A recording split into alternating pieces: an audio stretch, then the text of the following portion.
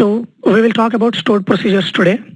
So we will see what are stored procedures.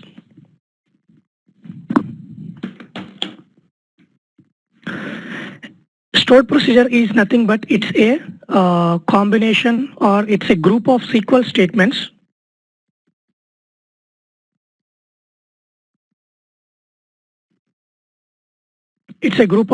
statements which are compiled at the time of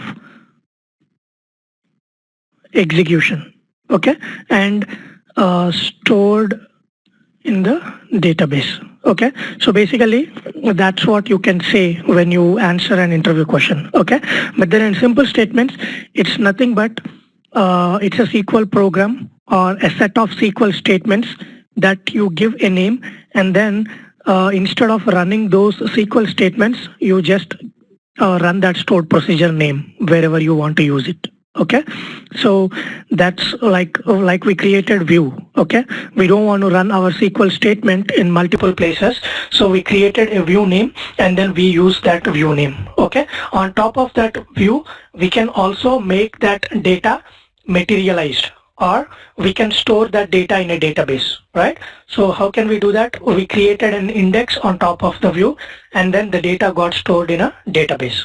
Okay, so that's a view. And then function. Function is also nothing but it's a group of SQL statements, and we gave a name to it, and then we call it as a function. And then every function, the difference between view and function is view doesn't take any input parameters, okay, and whereas function takes an input parameters mandatory, okay, and then it also returns a value mandatory. Okay, so similarly, stored procedure is also a group of SQL statements.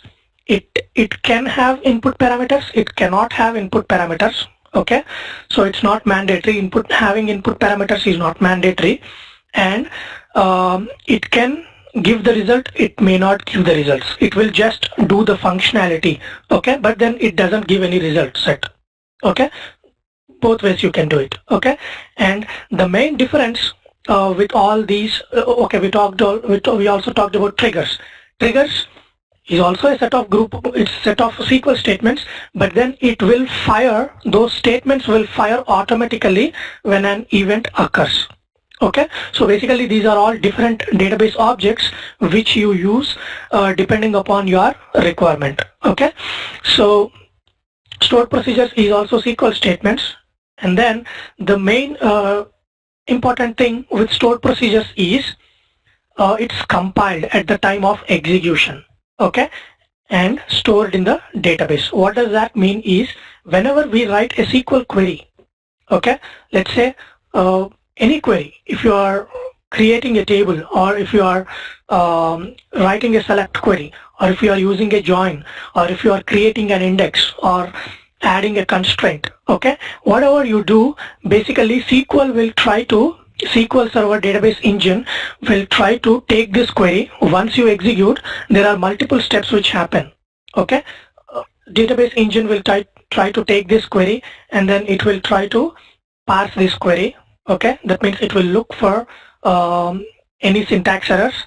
Okay, if there are no syntax errors, then it will try to look if the database objects are available. That means address table, is it available in your database?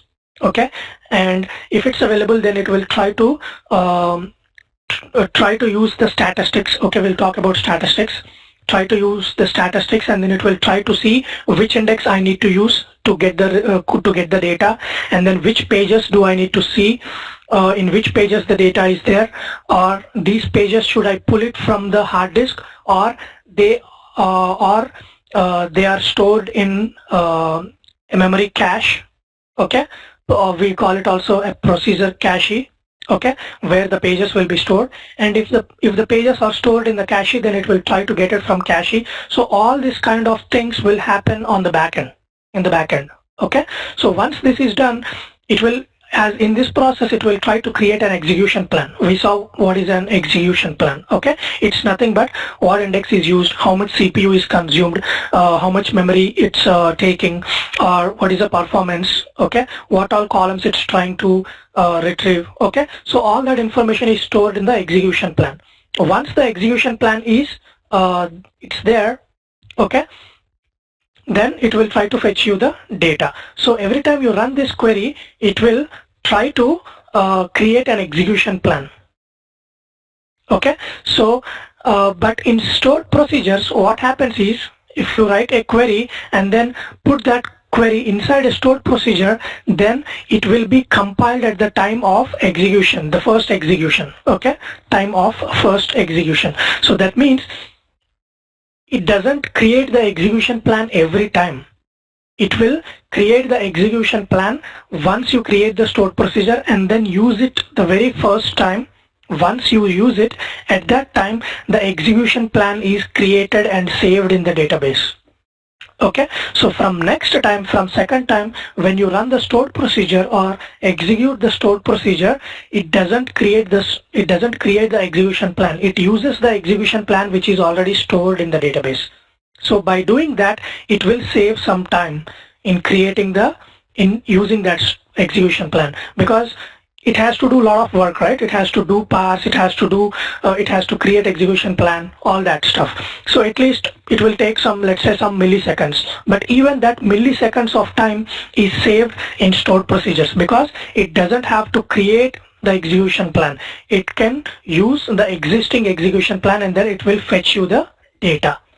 Okay, but then if you change the structure of the stored procedure, okay, which affects the execution plan, then it will try to recreate the execution plan the next time and then it will save that execution plan. So whenever you change, first when you create your stored procedure and then you executed it, okay, first time, then the execution plan will be generated and then saved in the database. Okay, now next time you ran the stored procedure the second time, so it will use the stored procedure. It will use the existing execution plan. Okay, so let's say the third time before you running, you change the definition of the stored procedure.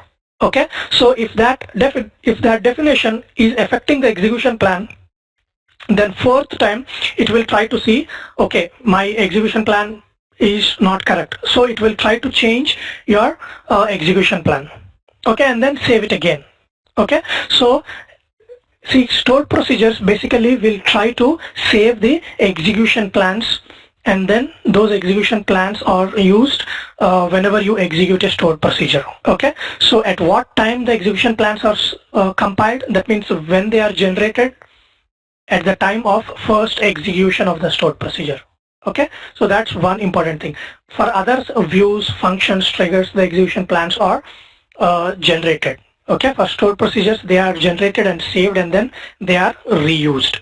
Okay, and then you can also see it reduces server client network traffic. What does that mean? Okay, so I said we have our server installed in Chicago. Okay, but then there are so many people from around the country trying to hit that server. Okay, so let's say there is a Java program, there's a website, okay, and then from that website, let's say that website hosting is in Dallas. Okay, so now whenever you inside that Java program, you write a 100-line code, okay, which gets the data from your Chicago server. Okay, now what happens, all your 100 lines of code should be passed in that network cable. Okay, there will be network cable, right? It may be internet also, or it may be regular LAN, or okay, so that all that 100 lines of code data will be converted into some kind of packets, message packets or data packets. Okay, so those data will be passed through that network wire or through Wi-Fi, okay, or through internet. Okay, so all that data needs to be passed through that network. Instead of passing that 100 lines of code, if we can pass only just one single statement, just some one line of code, that will reduce the network traffic, right? That means we don't have to pass 100 lines of code. If everyone tries to pass 100 lines of code, then the network will go down. That means the speed of your getting the results back will go down, right? So that's the reason stored procedure, if you try to put all your code in your stored procedure, and then if you just pass that procedure name to the server, then server has all the definition of the stored procedure.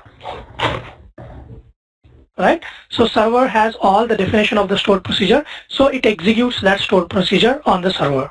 Okay, so it reduces server client network traffic, and then easy maintenance. We talked about this one.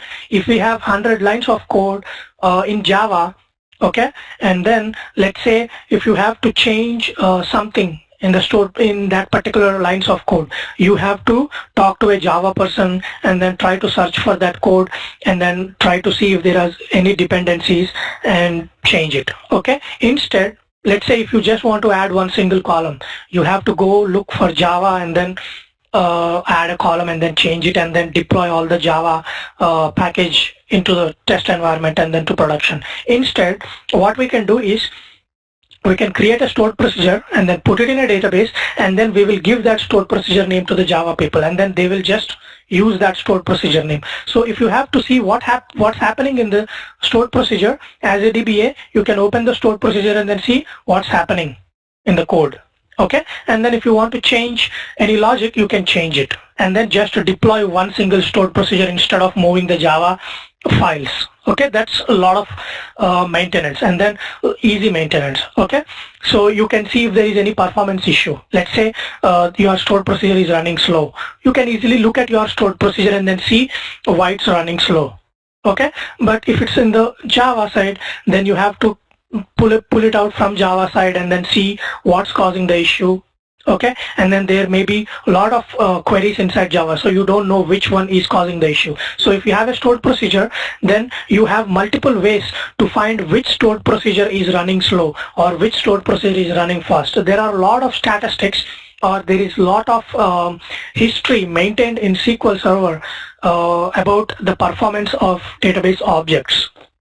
Okay, so you can find all these things in your SQL Server database engine. So it's always a good practice to build, to write SQL code in the form of stored procedures. Okay, so in most of the companies you will see this. All the programs are written in the form of stored procedures instead of writing some code in Java or .NET or any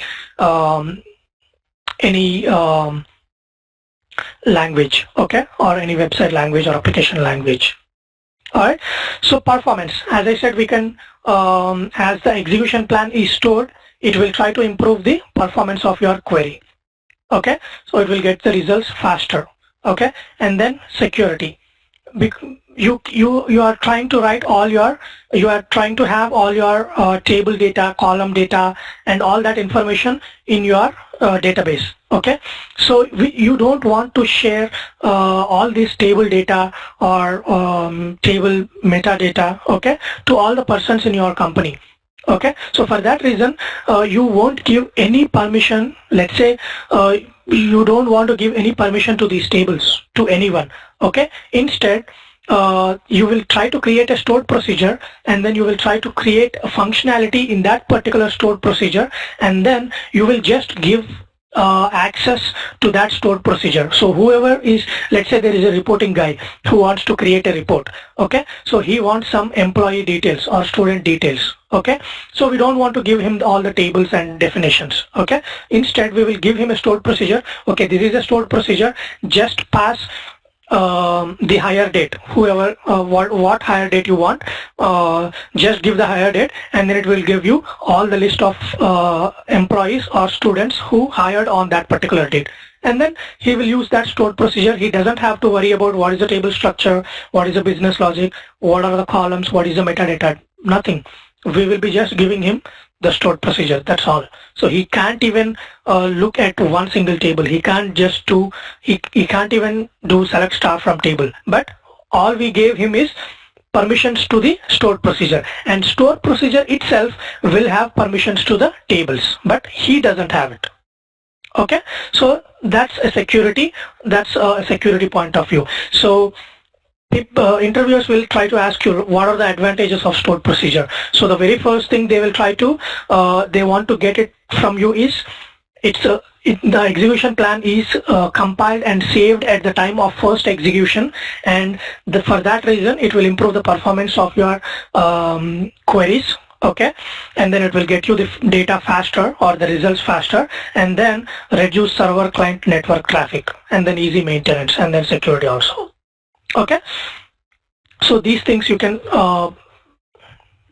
say to him. 1 second. Alright, so that is the definition or the introduction of stored procedure. Now we have different types of stored procedures. Okay, like we have system views, system functions, right? So similarly we have system stored procedures. Okay, if you remember, when we want to look at the space, the space consumed or the space occupied by a table, we used sp_space used, right? So that's a system stored procedure. Okay, so there are multiple system stored procedures which you can use for various purposes. Okay, so if you open programmability, and then you can see stored procedures, and then you can see system stored procedures. Okay, so these are all different stored procedures. Okay, and then I also said there's a if we want to change the table name or column name, you have to use a stored procedure name, right? So it should be with the name sp_rename.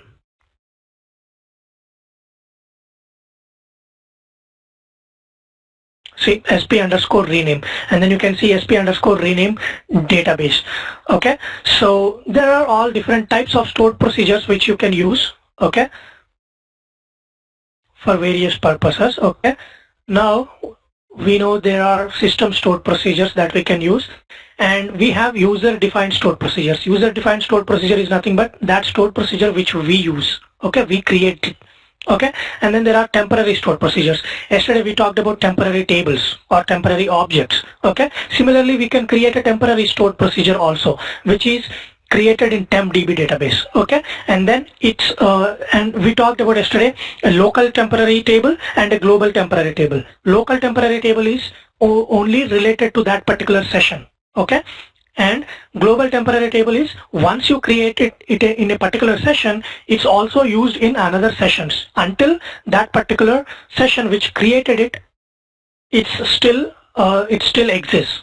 Okay, so similarly in stored procedures also you have local temporary stored procedures which exist only for that particular session, and global temporary stored procedures are, if you create in one session, you can also use them in other sessions until it exists. Okay, so we will see how to create our user defined stored procedures. Any questions until now? All right. Excuse me.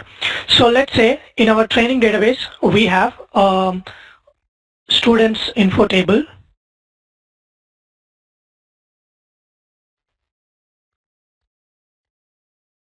Okay, so and then we have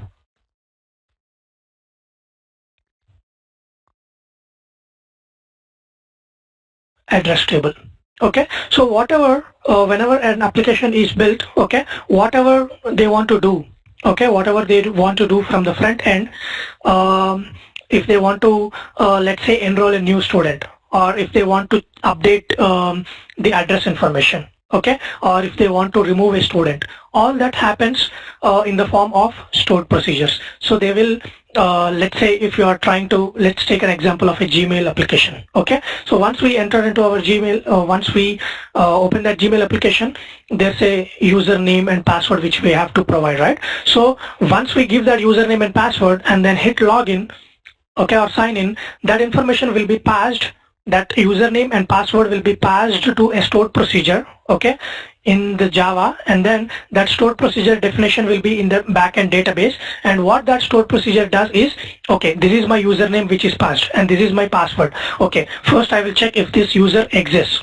It exists, yes. Then check the password, yes, everything is correct. Then the stored procedure will return a result saying, okay, whatever information is given, that's correct, okay, that's authenticated, okay, or that's validated. So it will give a result saying it's validated. Now Java will try to once it gets the result from stored procedure, it will try to move from that main page to a second page. That is the functionality of Java. But then to validate the data, it is the functionality of the database. So that happens in the form of stored procedures. Okay, you can also write inline code or called inline SQL. Inline SQL is nothing but you are writing some SQL statements inside Java instead of using stored procedures. Okay, so that is called inline SQL. So as I said, in most companies, it's always they always follow writing stored procedures. Okay, so now we will try to write some stored procedures. Okay, so in stored procedures you can write a lot of all your programming language. Okay, all your SQL code you can put it here. Okay, so you can also call another stored procedure inside one stored procedure. Okay, that is called nested stored procedures. Okay, so you can do all your functionality within this stored procedures. Okay, so now we want to write a stored procedure to enroll a student. Let's say I will want to create a stored procedure.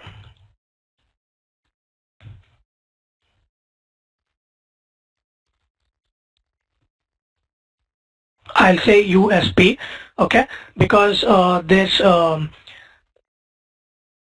if you see at the system stored procedures, they are all started with sys.sp underscore, right?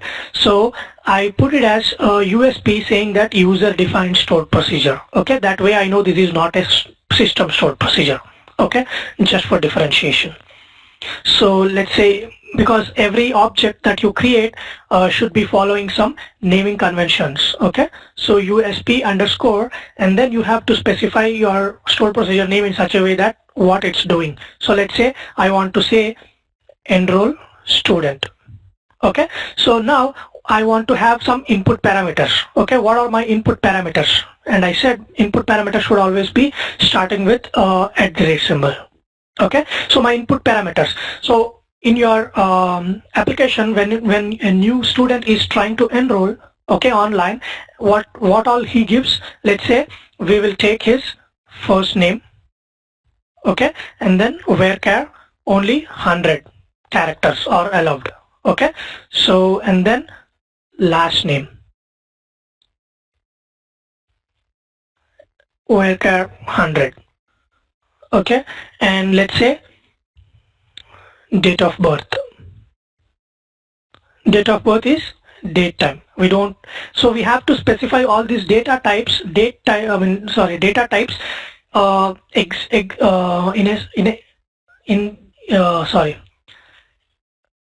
which suits that particular values. Okay, if we say date of birth as varchar, then the person will be able to enter A, B, C, D something, some unknown characters, okay, which doesn't make any sense. So every time you try to create a column or you're trying to create parameters, you have to give that specific data types to maintain your data integrity. That means you will, that way you force the user to give correct format.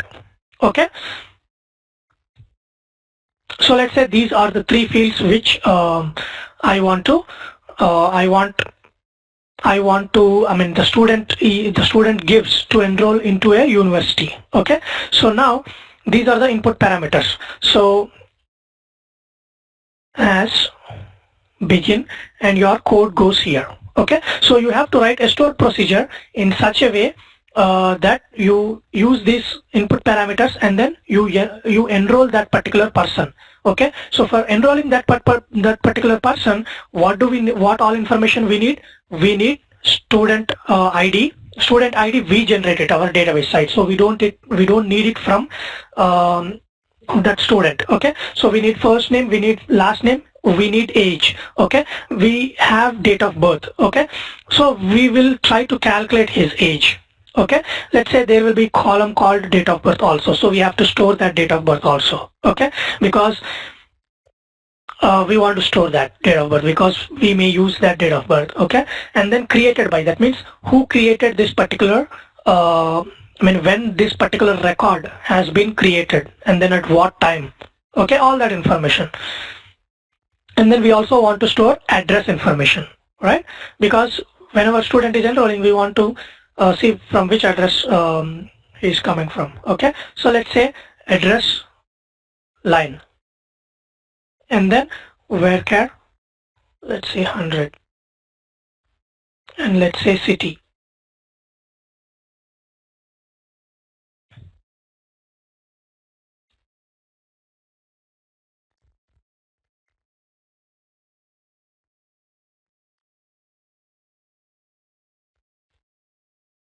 Okay, so these are all the information that we want to capture, that Java will capture. Okay, so what happens is in once we have this stored procedure, let's say, okay, so let's first actually try to create this stored procedure, and then we will talk how the Java captures and then it passes to this stored procedure. Okay, so now we have this input information.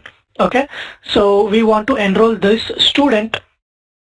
Okay, now let's try to enroll the student. Okay, so first I will have to get student information. So I'll say insert into student information, and then I will try to see the definition of this table, get all the list of columns, and then as I said, whenever you are writing insert statements, it's always good, it's always a best practice to provide the column names. Okay, so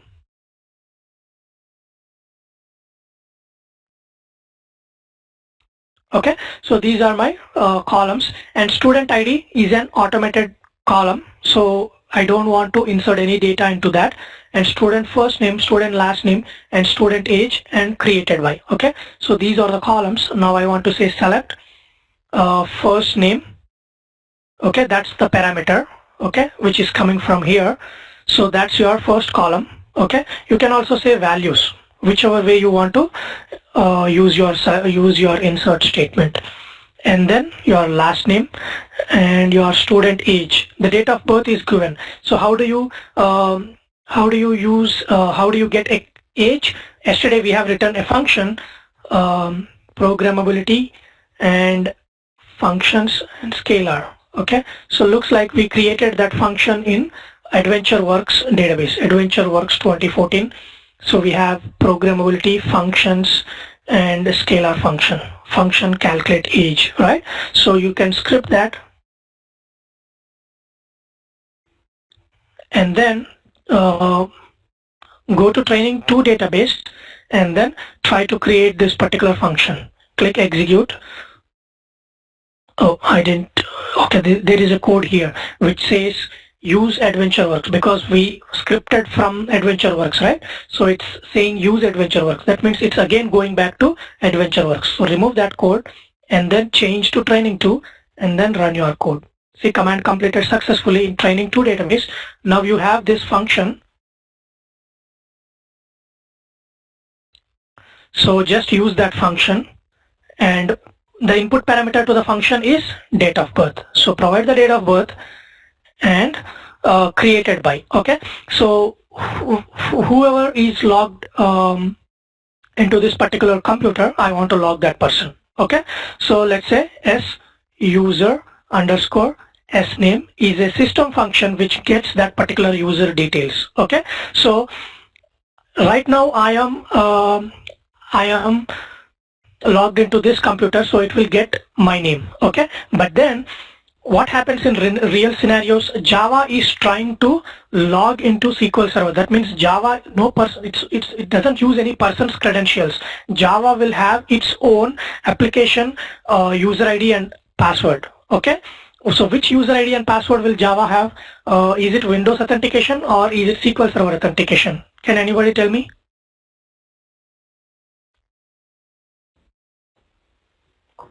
I think Windows authentication. SQL Server authentication.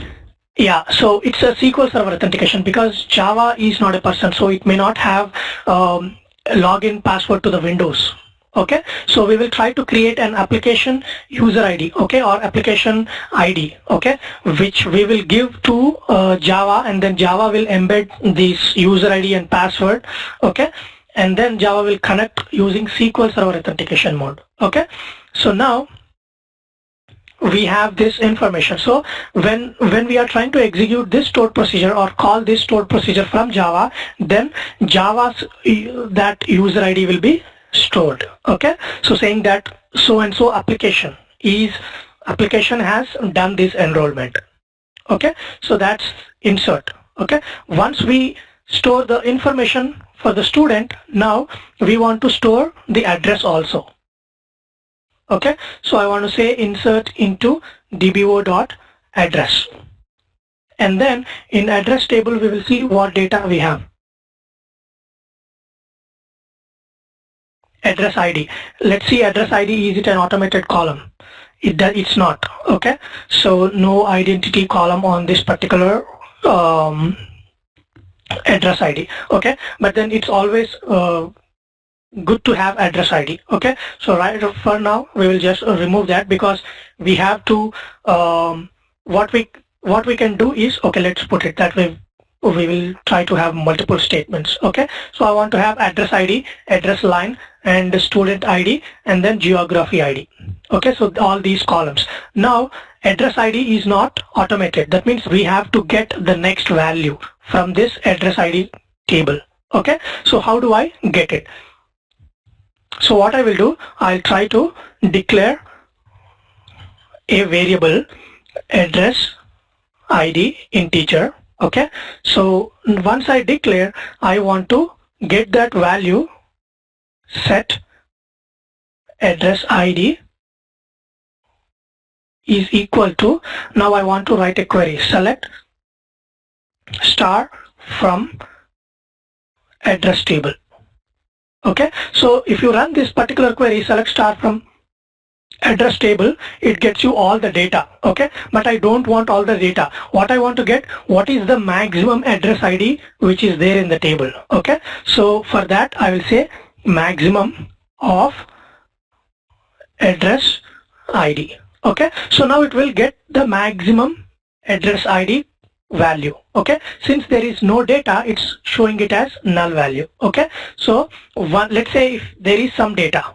Okay, if there is some data, then it will get, let's say there is address ID 10. Okay, so our next address ID should be is equal to this address ID 10 plus 1, so 11. So that address ID I will pass it here, right? So that's how I can get my address ID, put it in a variable, and then use that variable here.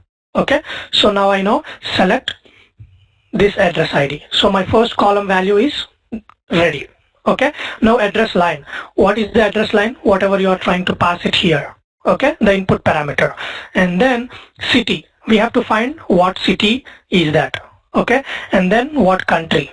Okay, so based on this city and country, in this column we have geography ID. So we have to find that geography ID. Okay, because the student who is enrolling, he doesn't know all these IDs. He will just give this a city name and country name. Okay, and then we have to get it. Okay, before that we will also see this one. We talked there is no data, right? So if there is no data, if there is null value, that means we will see how this works. Okay, so what happens to this address ID?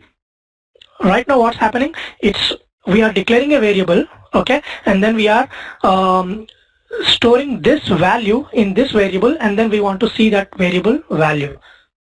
See, null value. Why? Because this returned null. Null means unknown information. Unknown plus 1 is still unknown, right? Unknown may be anything, right? So whenever you multiply anything with unknown, or add anything to unknown, or subtract anything, you do whatever you do with unknown, the result will be still unknown, right? So that's the reason it still gave you as null value. So how do we solve this? But we cannot put null value here. Okay, let's see.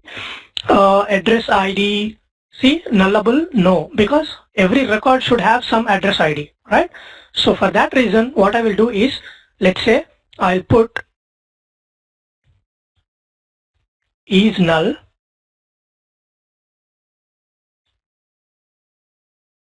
zero. Okay,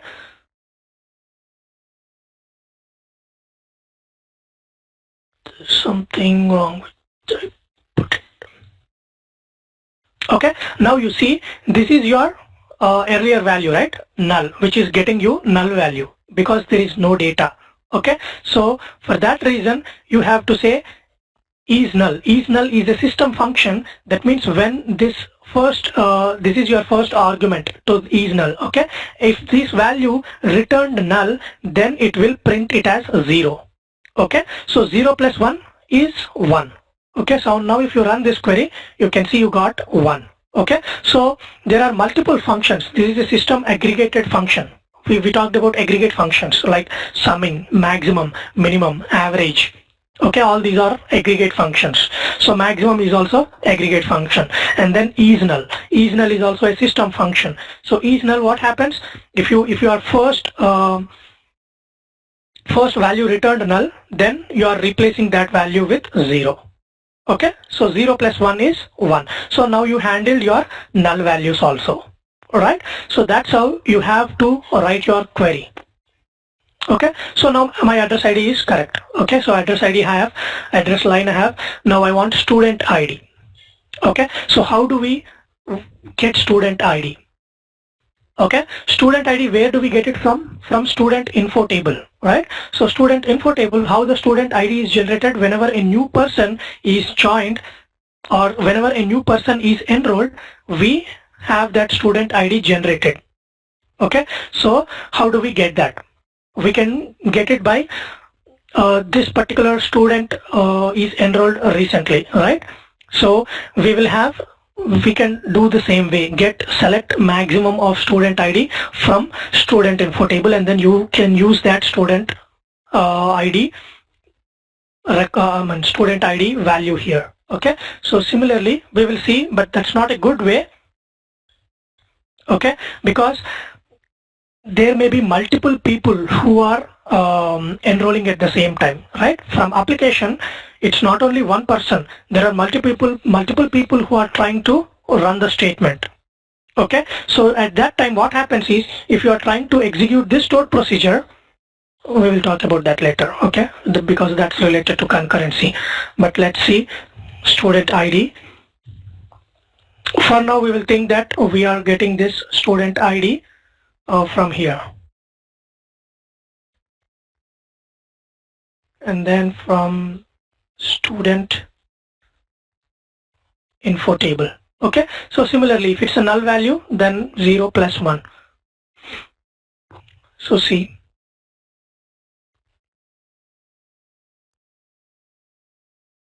okay, so student number 1. Okay, so that value we have to pass it here. Okay, but if you try to insert this particular student, okay, you will get that particular student information.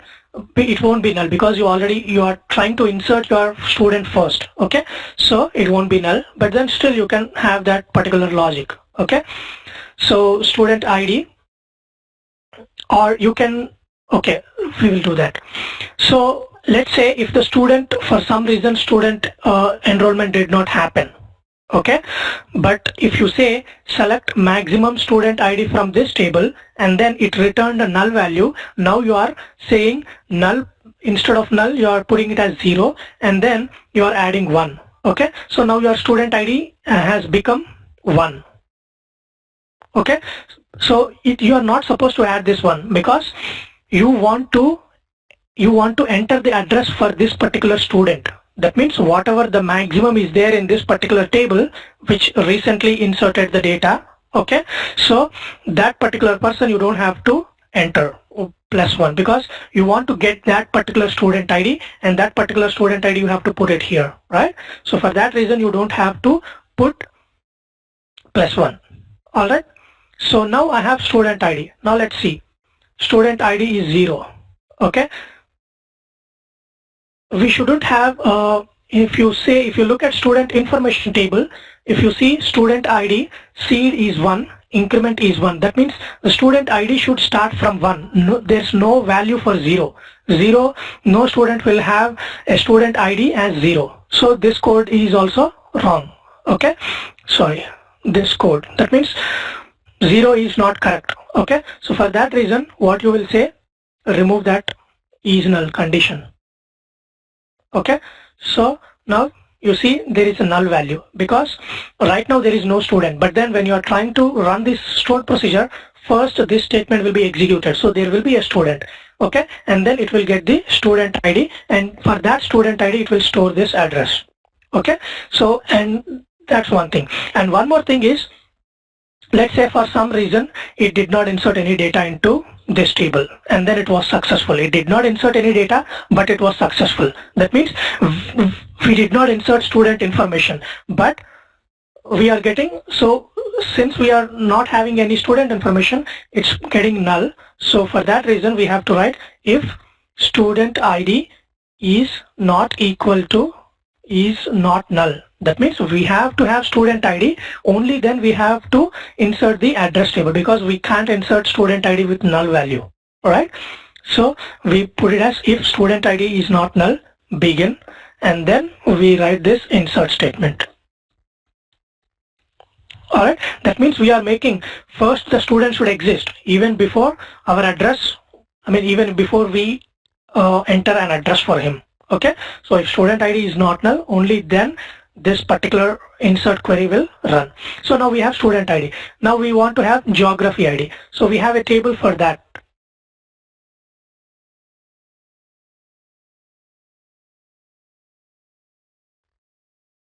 Geography table. Okay, so let's see. Select star from. Now you have geography ID, country ID and state ID. Okay, but then you want to get state, but what are the values passed here? City and country. Okay, so based on this city and country you want to, okay, we have state and country, we don't have city. Okay, let's say this one is state. Okay, so based on this city, state and country, we have to get our geography ID. So how do I get it? So first I will try to have select star from geography table. Okay, and then G. So I want to get all the geography and country and state details. So that's my geography, and instead of this country ID I want country name. Okay, so I'll say I'll join this with inner join dbo.country. Okay, C on G dot country ID is equal to C dot country ID. Okay, so now you can see G dot star comma from C table you want country name. Okay, so you have your country name. Okay, and now you want state. So what is the state? So first getting state, inner join dbo dot state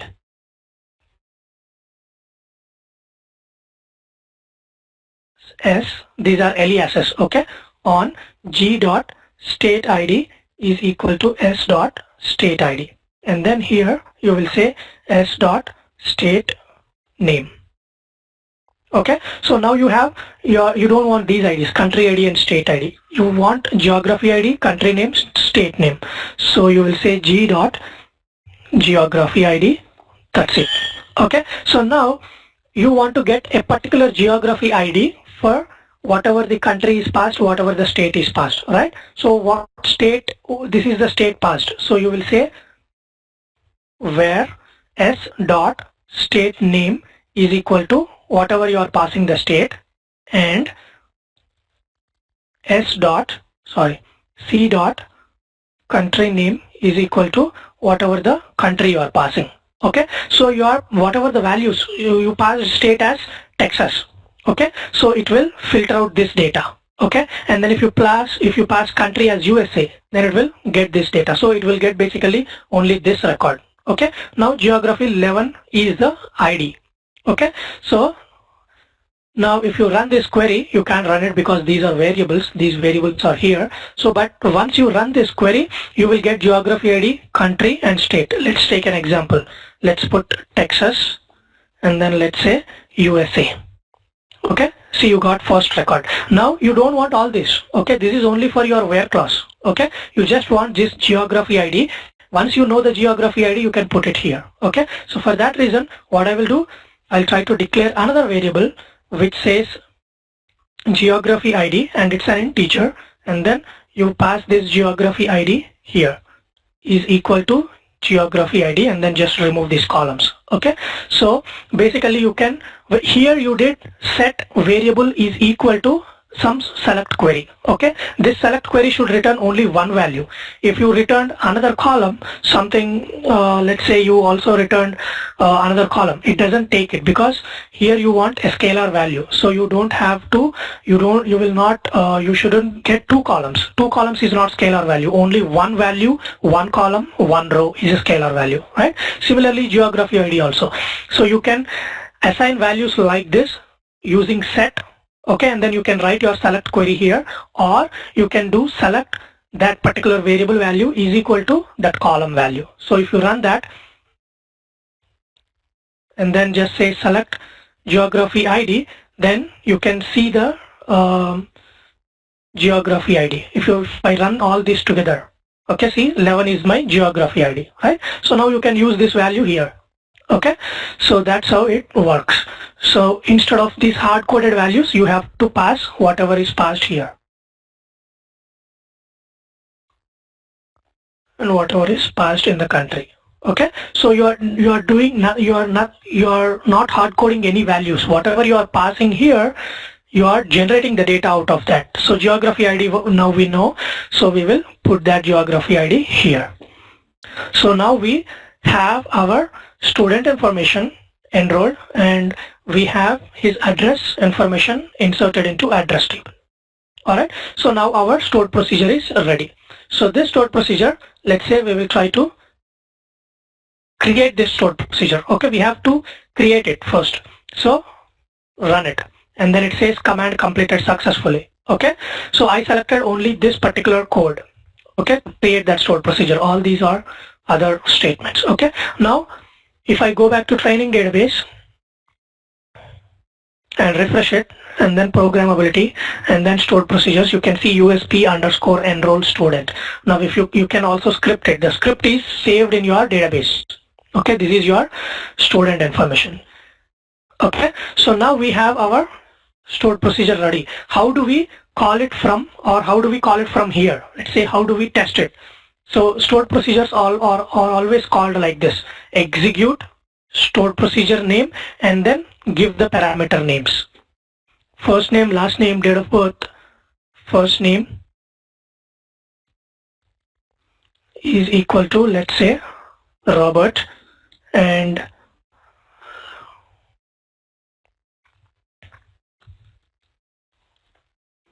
we can also open this stored procedure and then we can copy it. Okay, F1 is always your it will help you about the object. Okay, so first name is, let's say, Robert, and then comma, and then your second parameter. Last name is Dylan, comma, and date of birth is 2014 0101, and then address line, okay, comma, and then address line, let's say Plano Drive, and then state is Texas, and then country is USA. Okay, so we have given all our information, and then just run it. So execute the stored procedure name and then all the parameter values. Okay, it says the insert statement conflicted with the check constraint age. The conflict occurred in this training to student info table. Okay, if you can see, if you can remember, we created this check constraint on age column, and that check constraint, okay, what, let's see, if we open our table and then student info table and then constraints and check constraint, what is this constraint about? So it says the age should be greater than 18 and it should be less than 19. Right now, since we put it as 2014 01 and 01, it calculated age, and then that age value came as 1. Okay, so if the date of birth is 2014 01 and 01, till now his age will be 1, right? So for that reason it failed. So let's see, 19 92. Okay, and then let's try to run this. Okay, so there are some statements which is given because we have run some statements here. Select. Okay, so select will basically select. It will basically give you the result. Okay, so that's address ID. Okay, that's for geography ID, and that's for student ID. In a stored procedure, you have to do select statements only if you have to do it. Okay, that means we don't need it right now. Okay, because we are just enrolling our students, so we don't need this select. Only for debugging purpose you can put this select queries. Okay, so now I want to change the stored procedure name, stored procedure definition, alter, and then everything else remains the same. So you change the stored procedure, and then now you should try to run it. It says one row affected, one row affected. One row, this is for student information and this is for address information. Now let's see. Select star from, okay, we already have these queries on the top. Select star from student and select star from address. Now you can see student ID 12. Okay, the first time when we enrolled, the first time when we ran our execute statement. Okay, so 12 and Robert Deland 23 student age, and then this is the person who ran it, who enrolled him, or the person or the user ID which inserted this statement. Okay, and then we ran it second time, so 13, and similarly all the data. And then you can see here there's data for 12, student ID 12 and student ID 13. Okay, so here we ran the same, two persons, but still their address is same, their first name and last name is same, and age is same. Okay, because we ran it with those details. All right, so if you change those details, then it will try to enroll a new student. All right, so now we have our enrollment stored procedure working fine. Right, so now what we will say, okay, Java, we will talk to Java guys, and then so we will say, okay, I have created a stored procedure to enroll a student. Now use this stored procedure, and these are the parameters that you have to capture and then pass it to this stored procedure. So from the front-end application, when a user or when a student will have all this in the page, he will be given all these details, right? All this first name, okay, enter your first name, enter your last name, enter your date of birth, enter your address. So whatever is passed by the student in that particular blocks, okay, or those text boxes, okay, Java will try to capture those information and then it will pass it to the stored procedure. Okay, so that's the Java program. Java will try to capture this values, whatever has entered from the web page, and then it will pass it to the stored procedure. So once the values are passed, the stored procedure will run from the Java side. Okay, and then basically it will run in the database. So once this particular stored procedure is run for Tim Cook and 05 and then Dallas Drive, Texas, USA. Once this is run, that's it. You will have that particular student enrolled in your, and then his ID is created, his address ID is created, his student geography ID, everything is created. Okay, so if you pass a state, which is not existing in our table, what happens? See, it's still enrolled, but then if you look, geography ID null value. Okay, that means you are trying to store the address information without a geography ID, so that you also want to capture it. Okay, so for that reason, instead when you are trying to in the application, okay, when you are trying to ask the persons to enter city, instead of asking him to enter the city by himself, what we will do, we will try to display the cities which are available in our table, okay, or states. Okay, states, what states do we have? Select star